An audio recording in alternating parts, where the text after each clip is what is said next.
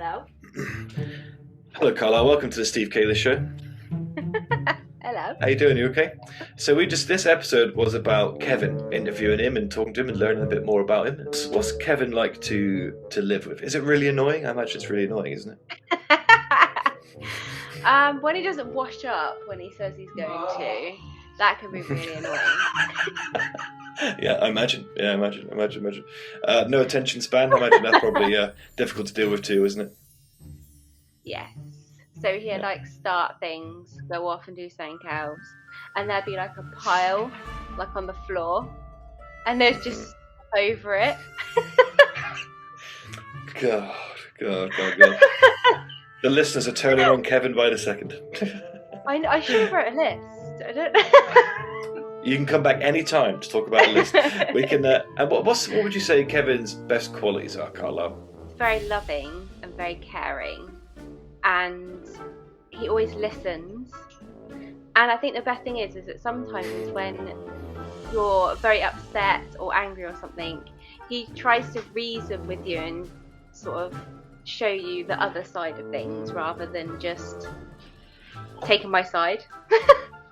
He's very wise old owl. Very wise old owl. He is, apart from when he uses massive words that I do not understand. He's very pretentious. Very pretentious. Yeah. Well, who knows? I see. I'll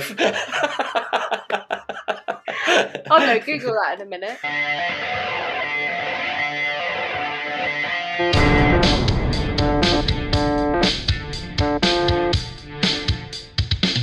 Hiya, you're right. Hi, everyone. Hello. Hello, and welcome to the Steve Calis Show. I'm Steve Calis, and I'm joined once again by Kevin Harris. Kevin, how on earth are you? Hello. Good. So, Kevin, have you had a good day at work, Kevin? Are you happy and well? You ready for today? Yeah, I had a very big, important meeting today with third-tier boss, the boss under him, and a lot of other bigwigs for 4 hours. Were they disappointed in your work ethic and what you've been producing? No. It's not one of those. It was a Make It Right committee where you have representatives from each area go to talk with them about stuff you can do to improve the company, etc. They regret it because my neurodivergent brain won't shut up until it gets the thing out. But it's possibly not the best for my progression. Did you mention how good my chest and shoulders look on camera? Look at that.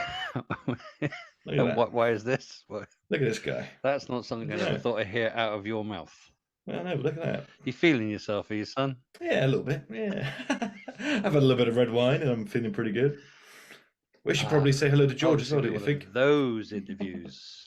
Hi, producer George. Hello. We're also joined by George. George, how you doing, mate? Are you happy and well? Yeah, I'm very good, thank you. I'm always in a good mood, so always works for me. Like a psychopath or something. Yeah, absolutely. Yeah. So, good, right, excellent. No, George is just secretly drunk all the time. Yeah, that's my trick. We will have to address this drinking problem at some point, but that's a cast for another day. Yeah. Today, we've got a very special episode, and we will be plumbing the depths of Kevin Paul Harris. Now, much to my both joy and fury, Kevin is a fan favourite, and every nice message we ever get is almost always, "Oh, Kev's really funny," or "Kev's really good," and that sort of I don't like that.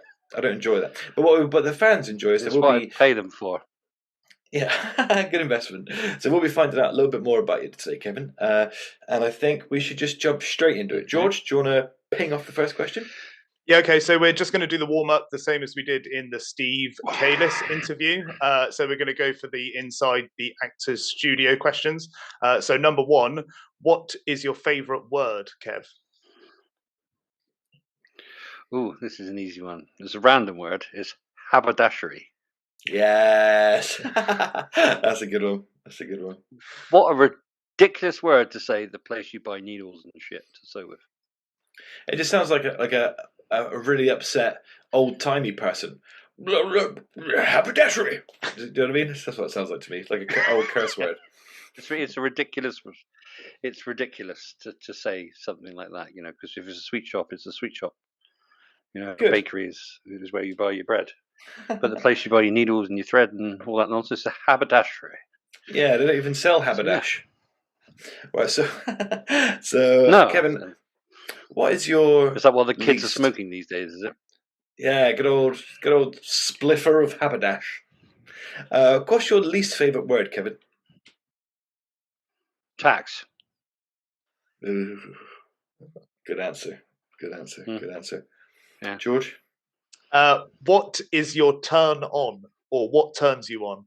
What turns you on, Kevin? I had Well, to as answer this. in- I had to answer this last time. It's really inappropriate, but it's What the important. fuck kind of question is? Yeah. Hey, I didn't write them. I didn't write these questions. I took it to mean artistically, creatively. Oh, I was going to say, if you're going the other way, I was going to say she just has to walk up the stairs. That's kindly run my man. That's what it takes these days, isn't it? I'm not an artistic person, so I don't know. Music, just music in general. Would be Nice. that one. That's good answer. Good answer. That's what cheers me up. And whatever. What sound or noise do you love? Engines, good ones. I have specifics, but I can't be asked to name them all. But yeah, motorbike, car, plane, certain things. Joe, we're very different animals because I'm a simple fucking being. I answered the opposite. I'm a very simple being. My answer to what sound or noise do you hate was motorbikes. So we're very different animals. Kevin, what sound or noise do you hate? Lots of it at the same time. Yeah, Lots of different, but usually voices. Too many voices. A little bit of a sensory overload. Very good. George? I told you I'm dull as shit, mate. No, these are good. These are good. They'll be cut together. What's your favourite curse word, Kev?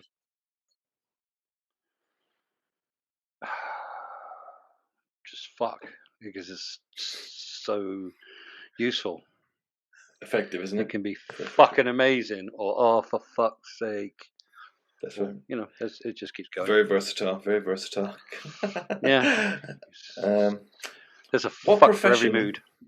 That's right. That's true. What profession other than your own would you like to attempt? Ooh, easy. I wanted to, as a child, be a fighter pilot. No. But you're about 5 feet too tall. Military. We used. Oh. No. We used to go to in the 80s. There was a thing called the Royal Tournament at Earl's Court, which is where it's kind of like just a big military show. You go there and they fire off guns and do all this crazy stuff. And of course, in the interim while you're waiting, it's like a fucking armed forces recruitment show. And I went there and I said to my mum, I want to be a fighter pilot. And you went on the screen and you click the bits. And when it got to what was required, my mum just looked at me and went, nah, not for you, son. And we walked off. And that was the end of my fighter pilot dream. Oh. She was right, obviously. She didn't know what it was. What was it that she saw that you that she thought? What was required? What was required? It was obviously like say levels, blah blah blah, blah, X amount of GCSEs, and she was currently having problems getting me to stay in the class. So she wasn't wrong. Yeah, not your destiny. Not your destiny. No. George, it's a good one. Okay, so what profession would you not like to do? Yeah, what jobs do you look at and think, fuck that, no way? Secondary school teacher. Good answer. Because you see, like my kids loved their teachers at Milford. Oh, Mrs. Oh, obviously they all hate one. Everyone hates one, but they used to be so happy with school, and they were just nice. And then they go to secondary school and they turn into fucking feral Rottweilers, all of them. Yeah, no. They need to constantly have. They need to. I've always thought they need to rotate teachers so that every teacher only has to do 1 year at school before they get jaded and fucking start to really hate the kids. You know what I mean? Yeah, they should always just recruit new teachers. Every single one of us has got a story where we made a teacher leave the class, or whatever. We've every year for fucking years, or we made supply teachers leave one after another, and took it as great. Like we're like, woohoo, we're great. What teachers that you didn't get along with subs. I mean, Yeah, Buckers well, was fucking terrible. He must have paid nothing because the teaching quality was dire. Well, we got rid of a few before you got there that have been long-termers. We got rid of Mr. Rendell, who the older generation will know, because he was a bit touchy Oh, what do you mean? Like with the boys. bad... Tried touching them. Yeah. Oh, yeah. Yeah. Oh. Mm-hmm. Yeah. Oh. And one of the lads actually reported him. I think that was year 8, and he got fired. Oh my. Not 70s now, pal. Take your Jimmy Savile ways and fuck off. We had one with I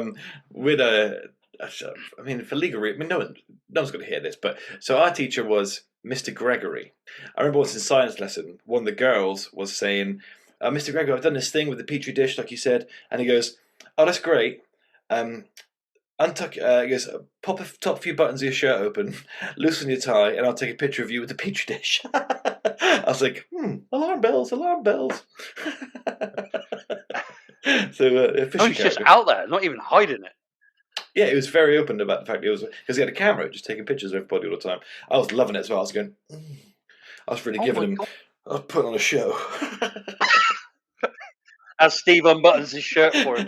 Me, Mr. Gregory here. Mr. Gregory over here. Oh, Mr. Gregory got strong legs. I get on the table and shit. Oh, Jesus Christ. Stephen. Well, that. Do we need to change this to an episode about what's happened to you? Oh no, I just had some violent diarrhea. There's no reason to. Oh, what do you mean about? I was on about being molested by Mr. Gregory. Okay. No, Mr. Gregory was a girl's man. He How liked did the you go ladies. from molestation to your violent ass? I had real trouble with it yesterday. I had real trouble. Turns. I was worried I was going to get disciplinary because I spent the entire shift just shitting. I was really unwell, and then I had to make the choice to go home and rest my anus or go watch Oppenheimer, which is 3 hours long. And I just braved it and went to see Oppenheimer, and it turned out okay. So, but I was very unwell. So there we go. Right. So shall we move on to the next question? Yeah. George, you want to take over the more personal ones? We still got the last question. It's the most interesting question. Oh yeah, sorry, yeah. You go for it, Steve. Kevin, I have a question for you. If heaven exists, I want to ask it like the way the guy used to ask it on the Actors Studio. If heaven exists, what would you like to hear God say when you reach the pearly gates? Oh, what a nonsense question. All right, if he exists, I want a fucking explanation as to why he lets all the bad shit happen that he does. Why do little kids die of cancer and all that crap? That's what I want, an explanation from the Almighty or giving or whatever. Oh yeah, you're going to step up to the Lord. Okay, let's break this down. Let's go Steve mode here for a moment then. So the whole purpose is that you go to heaven or hell, yeah. Mm-hmm. So Lucifer, Satan, whatever you want to call him, the whole purpose is he spreads these bad things. He gets men to do bad things, men and women to do bad things, and then when you do what he asks, he tortures you when you go down there. I don't fucking think so. I think when you go down there, it's a raging party full of coke whores and fucking all that shit, and you get high-fived by Satan as you go in. Sign me up. Yeah, give God the finger. Yeah, ask him why he's so shit, and then go gambling for the rest of the life. I reckon Satan is. If we're going to get, let's go theological for a minute. I reckon Satan's pissed off all the time because he's technically an angel. He's just a fallen angel, but he's surrounded by paedophiles and rapists and criminals. He's going, Jesus Christ, this fucking sucks down here. Yeah. Right, now let's get off script just a little bit because I want to know you. I want to know you intimately. I want to be part of you. Right, stop. You've been sending me messages for ages.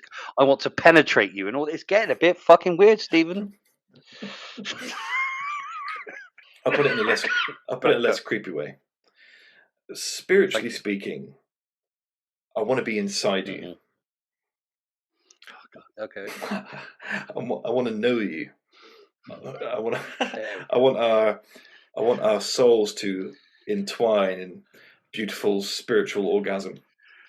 And to begin that, to begin that journey, I want to find out where did you grow up? Because you told me earlier, and I don't believe it's a real place. Mm-hmm. Where It's did you grow up? Carshalton in southwest London. Carshalton. Carshalton, London. It's not. Carshalton. Unfortunately, that's not a real place, Kev. Shut So up, you're going to give Steve. us a. Carshalton It doesn't is. sound like. Looks like a And what was- person. It does, yeah. Yeah. I think we did a. That's Yeah, I the think I've got a mate called Carshalton. That's the hospital I was born in. That Shorten. Yeah, That's Mark the place I Shortman. was born, and then I lived in Chesington. I'm So going to you punch grew- you so- square in the nose in a minute. So you were brought up in Mark Shortman, and then Southwest London. Southwest London. Right, cool. And tell me about your early years, Kevin. Do you remember them fondly, or what do you think of them looking back? No, they were terrible. Oh, Till the age of 6 was great, and then my parents started arguing, and it all went after that. what? But their relationship was That's frayed, would you the- say? Yeah. I mean, she stabbed him, so I'd say so. He was cheating on her. Divorce would do that. And that's how I ended up in sunny Yeovil. Oh, right. Yeah. Wow. And you went around in the 80s, but can I just say that the late 80s Yeovil was not quite the cosmopolitan place it has become in the last few years. No? What are your memories of early Yeovil? No. Rainbow Video. Literally the best thing ever. Yeah. Right next to Ed's Rainbow Barber. Video. Yeah. Yeah, because my nan lived on Victoria Road, so we just trotted up. Yeah, I remember Ed starting that because he used to shave lines in everyone's heads, and then we get kicked out of school, so that was always good. My son went to get his haircut by Ed, and he's ageless. He looks better than all of us, Ed. Yeah, and he was a looks grown up exactly when the we were same as he children. did when I was. Yeah. Yes. Hmm. Yeah, I think there's been a slight change. A little bit of grey appeared when he was like 5 years old, and that was it. That's it. Yeah, a little dusting. That's stage right there. Just looked the same ever since. What impact did because seeing your mother and father like that at an early age will influence how you are in relationships going forward, especially your early relationships when you're figuring out who you are and what you want. What kind of impact did that have? Well, I stayed in one for 10 years, probably longer than I should have done. So it just made me do, you think you don't want to do what they did. So I see you do the wrong overcommitted thing to and try and keep it together. Right, I see. Yeah. I see. Whereas the sensible thing would have been get the fuck out. But you think I'm not doing that to the children. That ruined my life. Actually, would have been better. And I'd have a lot more fucking money now. So yeah, but you could argue with the, you might not have met Carlisle if you both someone else. You might, you could argue that it actually turned out for the best. Do you know what I mean? Oh yeah. There is that side of things. Oh yeah, well you've already alluded to going to school around here. Did you go to you went to school? You went to Bucklers? Is that correct? So I started school in London, and then came here at the end of primary school. So I went to Grasswall for a couple of years, a year and a half, I think. Can't remember. And then went to Bucklers Mead for 2 years. Went back to London and did the next 2 and a bit years there, and then came back to Bucklers Mead. Did you go halfway back to through the last year? Did you go back to live in Marlin Shortbread? Sunbury. By Kenton Park. Yeah. Right, sure. That's a real place too. I'm sorry that the wealth of your travelling consists of here to Bristol. Yeah. So, and how did you find school? Did you find that you fit in okay at school, or what was that like? No. I didn't like school at all.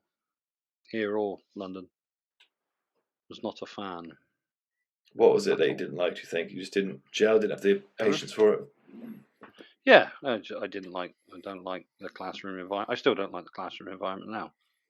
I like the idea, but if it ain't an interesting class, and let's be fair, 9 times out of 10 it's not.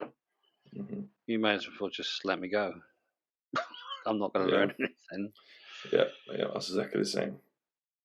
And that's So, why the three of us are here on this half-assed podcast. And let's be fair, most kids are horrible little shits. And I was not a social bunny.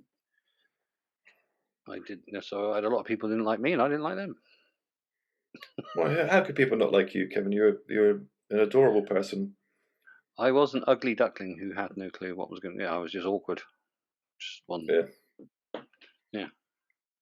Would you say that you're still awkward, but you're 6'5" and built like a fucking shed now, so it doesn't matter? That changes a lot of people's way that they deal with you. Even the girls that are horrible to you, when you dangle their boyfriend upside down and stamp on his head a couple of times, they tend to stop being horrible bitches. Politics, yes, it's lovely. Yeah. We've all been, and like, for there's quite a few people like that who've had that happen, and I'll go out on a limb and speak for all of them, and I say it's fucking satisfying. Yeah, good. Kevin, did you go to college? Yes, I did. Twice. So was that in Yeovil or was that in Smartnampton? You come from Yeovil, Stephen. Yeovil.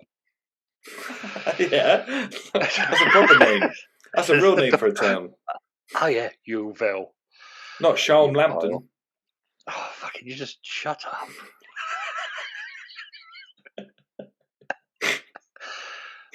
No, I did the obligatory thing where I went to college and all I knew how to do was play sport. That's it. I was very good at it. That's all I knew how to do. So I was like, right, I want to just go play sport for 2 more years and find a sporty job. Turns out that's not quite how it works out, obviously. So I did sports studies, which is great, but that wasn't the main course. You had to do something else. And the only thing that sounded anything like it was leisure and fucking tourism, which is an appalling thing to learn at college. I met some good people there, though, that I still know now. There's a few people that I still speak to from college. It was great. Left that after the first year, went to work, and then after I had my accident in 2010, my neighbour convinced me to go back and do a business course. So I got my AAA level in business. Excellent. Studies in 2013. And don't you think as well, like looking back, leisure and tourism was the late 90s, early 2000s version of like gender studies. You know what I mean? It's just like a cop-out nothing. Well, no, thing, you didn't realise until you got there that all it does is get you to work in a hotel, a gym, or well, I did it. I did it for a little while because I wanted to work on a cruise ship. Oh, well, how come you didn't? I was crippling anxiety. Yes, that's part of it. Yeah. Yeah. I didn't want to pursue anything. I didn't have any sort of drive and stuff. So, well, thank you, Kevin. That's good. George, do you want to ask about the family? Wait. So I don't know how much you want to get into it, Kev, but you alluded to your... Let me warn you about this. Let me warn you about this question, George. Yeah. But go ahead. Okay. God. Hey, okay. You'll be just fine. So, your parents clearly split up. Are you still in contact with both of them? Do you know them? Yeah, I still speak to my mum. I can't be asked to drive to the other end of the country to visit my dad's headstone. So. Right. Okay. Yeah. Well, that's. I'll do that one, eh? Yeah. No, my mum lives just outside town in Somerton. Oh, okay. So, yeah. All right. I love my mum. You can't help but ask these questions, so thank you very much, Steve, for setting me up for that one. Really good of you. He's a horror, isn't he? Yeah, He's absolute fucking horror. Really horrible. Fucking hell, George. Jesus, mate. Well, we got to get to know Kev. Out the edit. That's what come out the edit. It'd be like, George, you horrible git. I told you not to. Yeah. Oh, yeah, that's true. George, before the episode, I warned you not to ask about his dad. What the hell is this guy?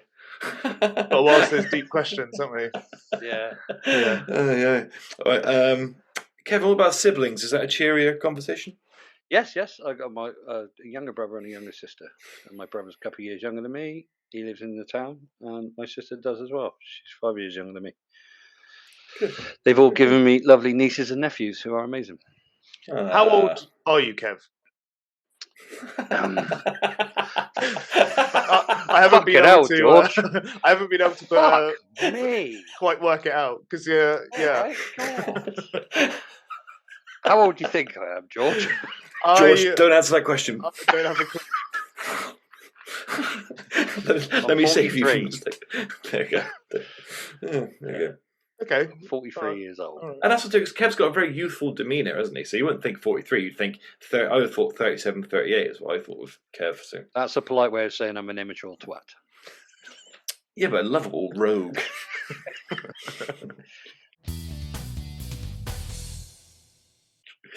Tell us about your teen years, Kevin. What was that like? You've obviously had a tumultuous beginning to life. You moved from Smallfampton and you moved all the way down here, and you're trying to fit in, and you suddenly you're growing all the time. You're becoming this fucking Viking of a man. So, what were your teenage years like?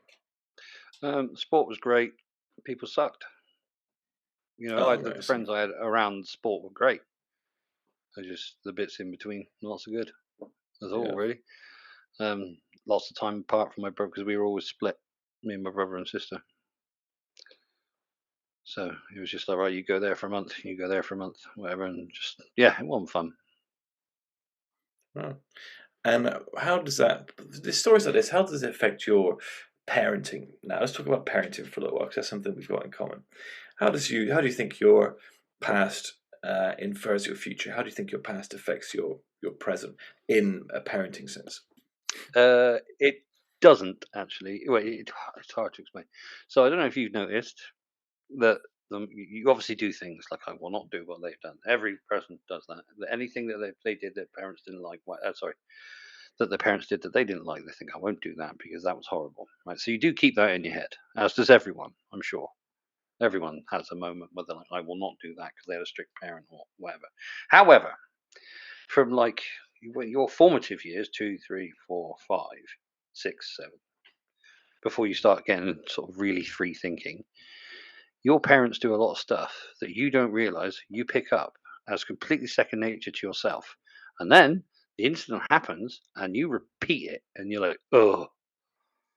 So it doesn't matter how hard you try, you do or say a thing that they inadvertently do something that was, like trained into you when you were little without realizing. That's quite hard to do. Yeah, there's times where I don't want to fucking do that. Yeah. You channel your parents, and there's times where Leo's playing up, and I'll say, "Stephen, you fat fuck," and I'll go, "I'm my father." I've become him. You wouldn't fucking dare. Leo would batter you. Yeah. Just pick you up in his giant hands and smash you. But that was lovely. I totally understand what you're saying as well, because you do. I suppose me and George spoke about this last time. Is you try and take a little bit of the good, and a little bit. You take a little bit of good, a little bit of the bad, and then what's left is you hope is a better version.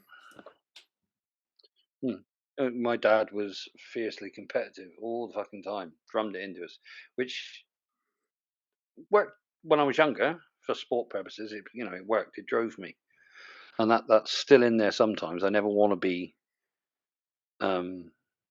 shit at something.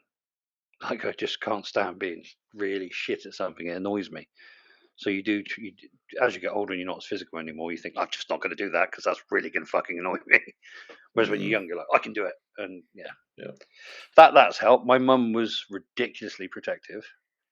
She's not like a motherly mum. She's for instance, a kid threw a firework near my brother when I was little. My mum just walked over and cracked him in the face.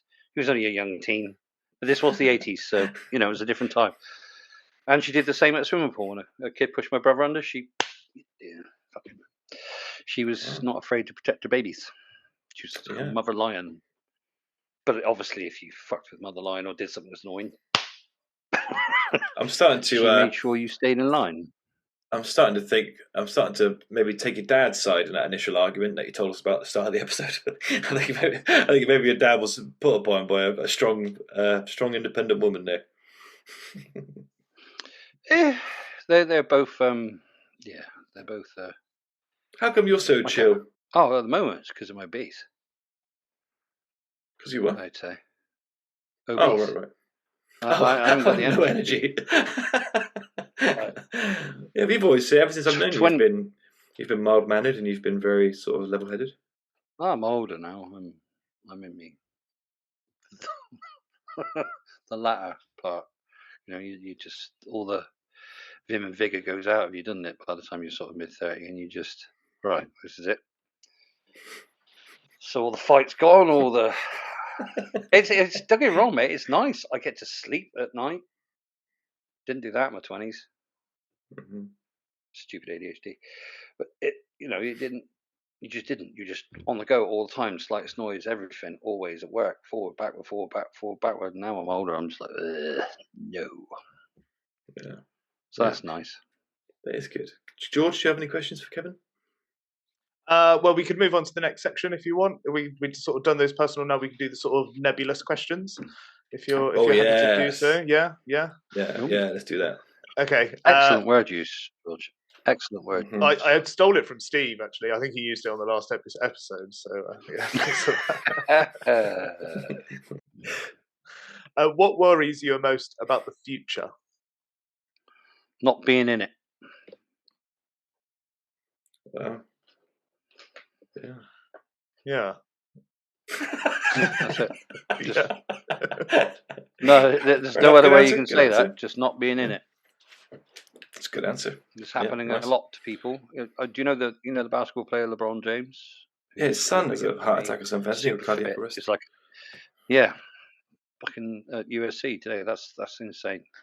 Mm. It's absolutely insane. You worry a lot And about it's that, don't happening you? all the time. I have a friend at work. Yeah, because there's a lot of hereditary shit in both sides of my family. What does friendship mean to you?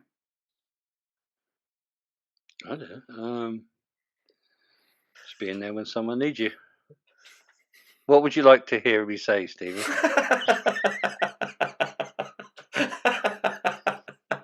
just whatever comes into your head. Whatever. To be honest, I think a lot of friendship is that nobody expecting anything of you. Like I've been friends with Lee White since I was 17 years old. Don't have to see him, but I know I can see him once a year or whatever, and it's like we haven't not seen each other. You know, I'm not one for I'm not. I'm at home with my family or at work or whatever. So, I like to see people when they are, and they're just happy. Just people like that. I'm happy to help anyone, anytime if I can.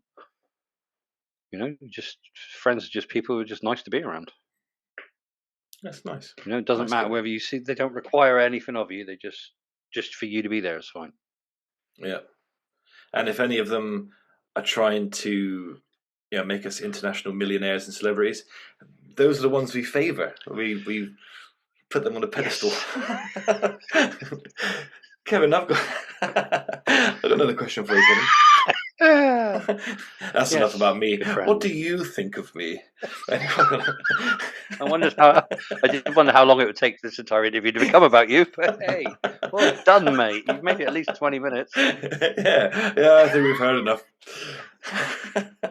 Kevin, what do you? What do you? Steve Calis Show. Well, that's enough of that. Anyway, we'll also cancel George's episode next week. I'm sick of this.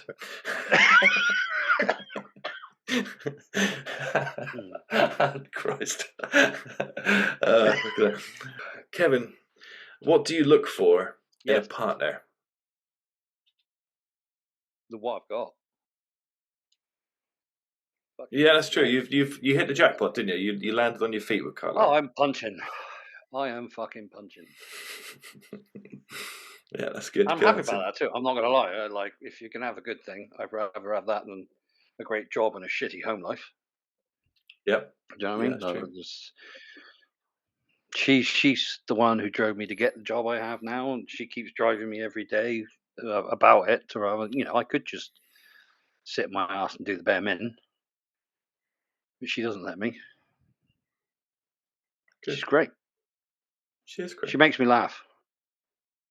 Yeah, there's not many people make me laugh all the time. Obviously, apart from yourself. Now you're getting it. They feel better now. Now you see how this works. Yeah, lovely. Now we're in a good rhythm. Yeah.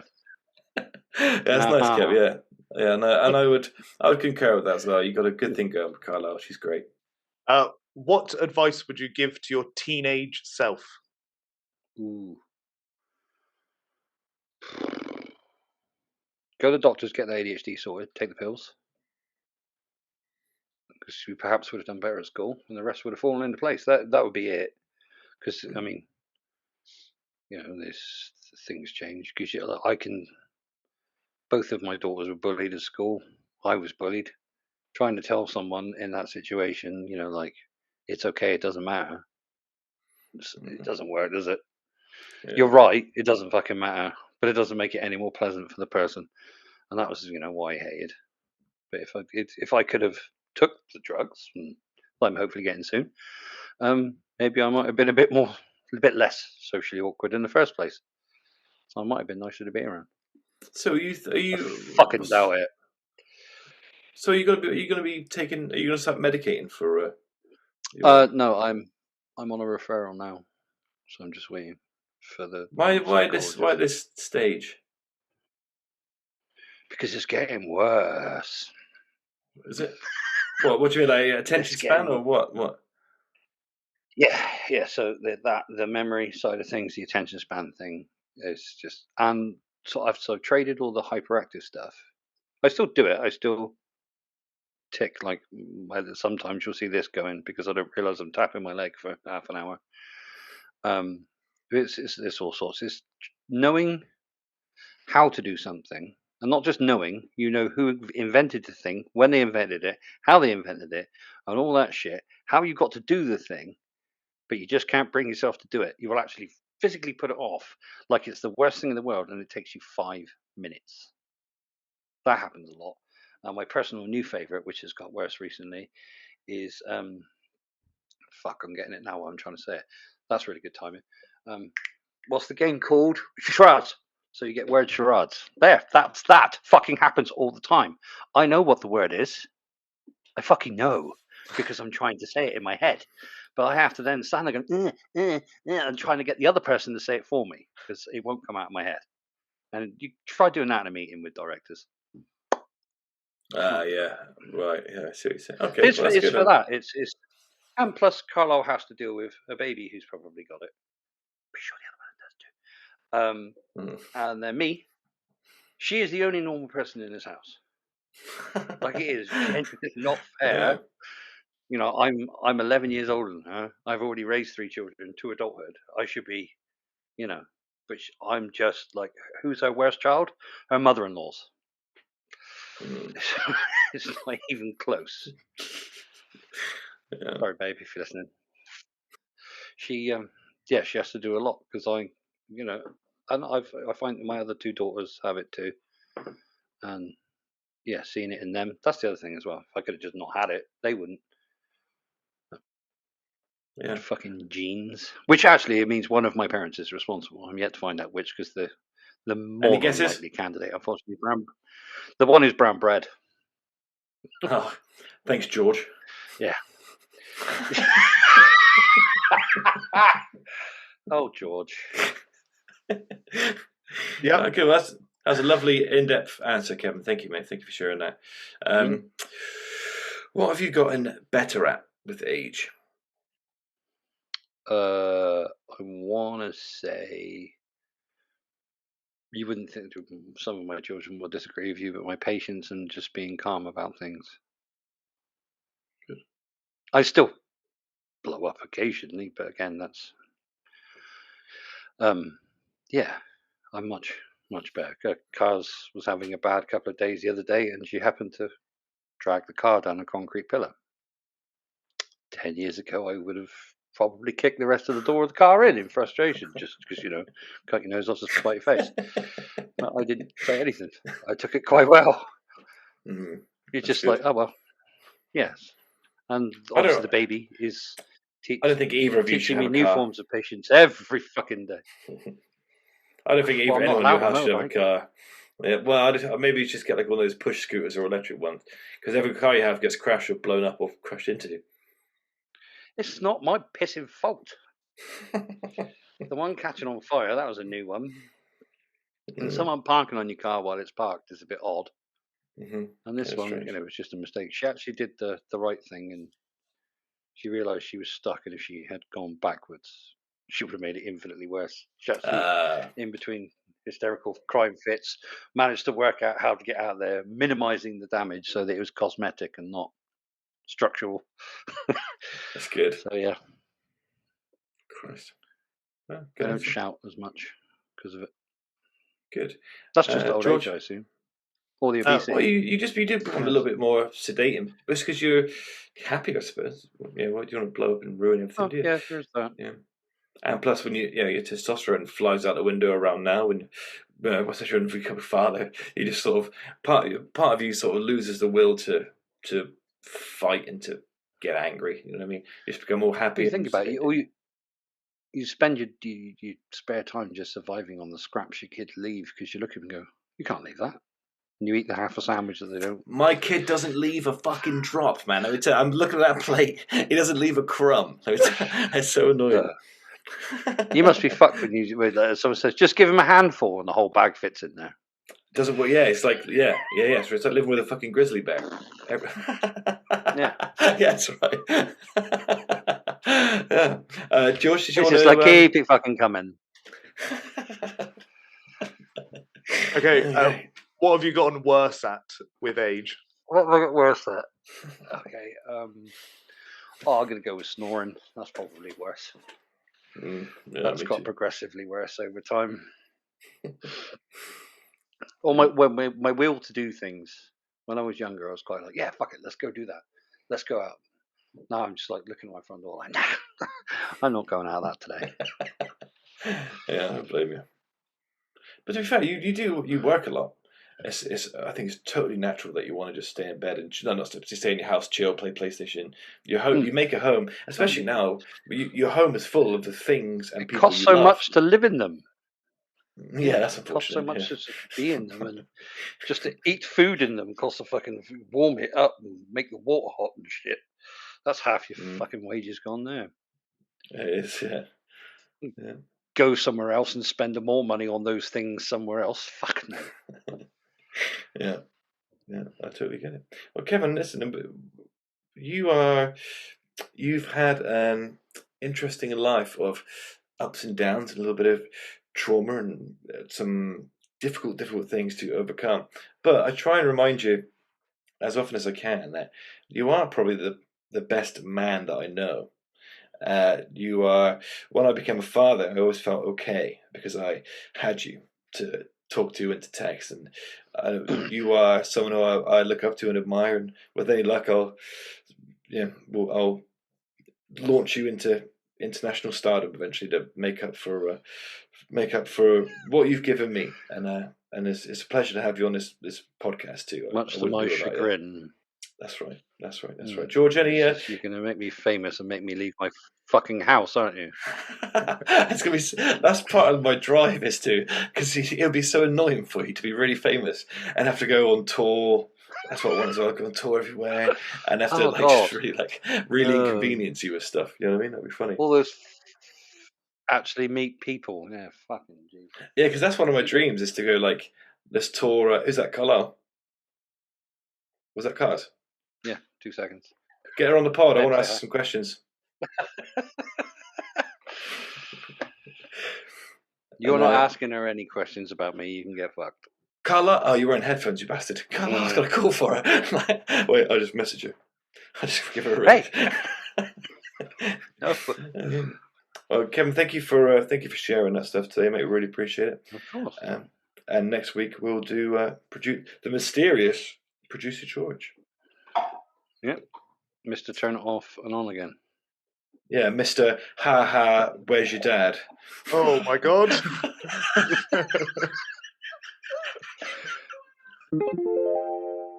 So that's it. Thank you to Kevin and genuinely thank you to Kevin for being honest and sharing and opening up to us about those things.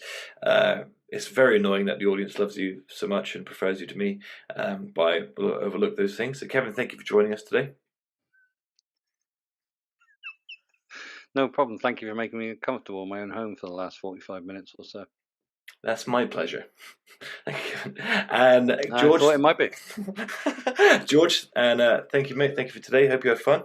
Yeah, it was great. Thank you, Kev. Yeah, it was nice to get to know you more. As I said in Steve's interview, I don't actually know you or Steve really, so it's quite nice to actually be introduced. You know, yeah, lovely. And listener, if you enjoyed this episode, or even if you didn't enjoy this episode, then please feel free to click the follow button on Spotify, leave us a review wherever you're listening to this. We want to be the UK's #1 podcast one day. We know we're years away from that goal. That is where we're going, and we really need your help to get there. So thank you very much. We appreciate you listening, and we'll see you next time. Au revoir. Cheers, guys.